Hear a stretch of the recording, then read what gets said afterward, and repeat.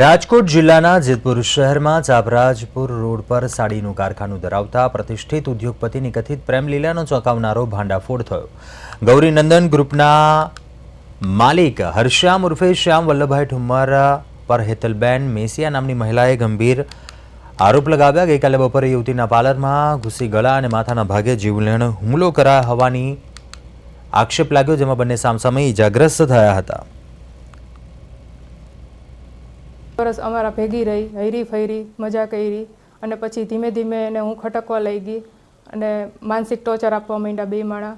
મને શારીરિક રીતે બહુ પ્રેશર કરતા, ઘરે આવીને મારકૂટ કરી જતો। હું એના સંબંધમાંથી છૂટવા માગતી તો એ મને મારતો, બીજાના ફોનમાંથી મેસેજ કરે, હું એને ફોન બ્લોક કરી નાખું તો મારી દીકરીને મારે, મને મારે। આવું એકવાર નહીં ઘણી બધી વાર થયું છે। આ જાણ કરવા માટેથી મેં એના પપ્પાને કીધું તો એના પપ્પાએ કાંઈ એક્શન ન લીધો, મેં એની પત્નીને કીધું તો એને કંઈ એક્શન ન લીધું।